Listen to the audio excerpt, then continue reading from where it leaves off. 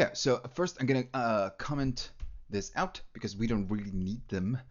So what I want to do, I want to bring a button. So first I'm gonna go at the top and just bring a button. Now what we're gonna do, we're gonna render a list of users. So far we don't have any users. So by default, when the application or the component starts, you're gonna get, I don't know, some default users, John, James, and Lisa, whatever. Okay. So now, of course, what we're gonna do, we're gonna add the button.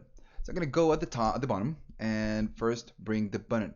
Now remember that when we use a button on React Native, if you don't pass the title, this is gonna fail. So we need to provide the title or what the button, it's gonna say. So title equals, and they're gonna call add user name, whatever, doesn't matter.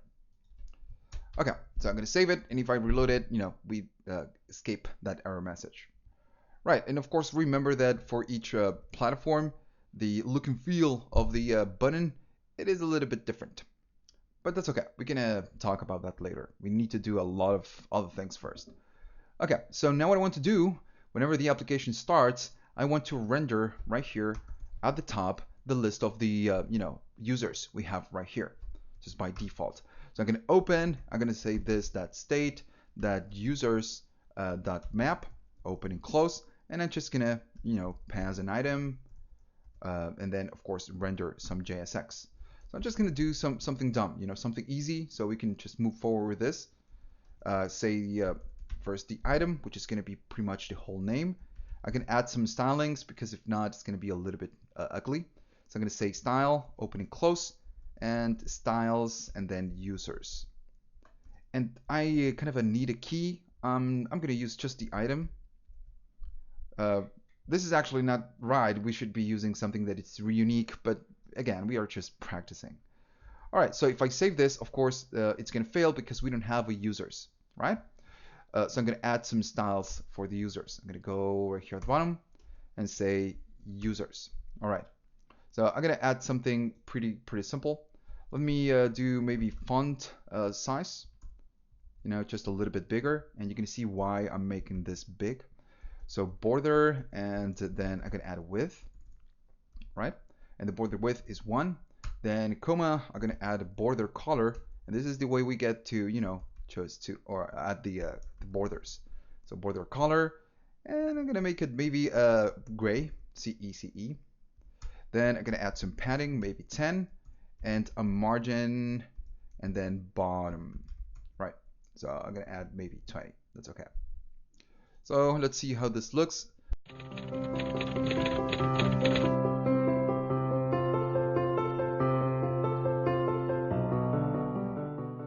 Of course, border color, and I made a mistake made a typo. Border color. There we are. There we go. So I'm gonna reload it. And okay, it's ugly, but you're gonna see why I'm making the names really big. You're gonna see in a minute why. And this is part of the problem I want to recreate. Now every time we just tap or click on the button, what we want to do, we want to grab whatever we have inside the my text input on this state, add it to the list, and of course it's gonna get re-rendered right here at the top. So for this we're gonna need a function. So I'm gonna go at the bottom and just create a function on, I don't know, add user, makes sense, open and close, and then of course we're gonna do the pushing right here. First I'm gonna do the on press. So every time we press the button, we're gonna go to this dot on add user. Now on this one, we're gonna do pretty much what we did previously on the app container.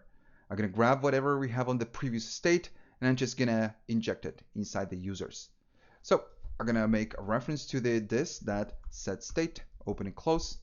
I'm gonna say prev state and open and close, and then of course what we're gonna return, the object which is pretty much the state with the my text input now empty, because remember that this happens when we click the button and we are adding a user. And then of course we're gonna get users and a new state of the array. So again, it's going to be ... I'm going to do ... previous state dot in users. So far the list is going to be the same, but what we want to do, we want to grab the prev state and we access to the previous state of my text input. All right, so this is gonna work. So I'm gonna save it. I'm gonna go to the application and just gonna, add a new name. I'm gonna say, I don't know, Martin. Add username. That works. Steve. All right, it works. Now let me add a couple more names, and you're gonna see why we are doing this and which prompt we're gonna get. So I cannot think, maybe Joe. I'm gonna do whatever, and then Francis, and I want to add one more, Yan, whatever. And okay, so I want to go below the input, and I just cannot do it. So by default, this is not just like React for web. It's not a web. If you go outside of the container, outside of the main screen, if you just go overflow that, you're not going to get the default scrolling. But not at all. You're not going to get it. You're not going to get it. So you cannot really go below the screen. So what we do, we use a container that it's going to be adding or listening the height of the component, right? And this is the problem I wanted to talk about. So let's go to the next section and see how to fix this.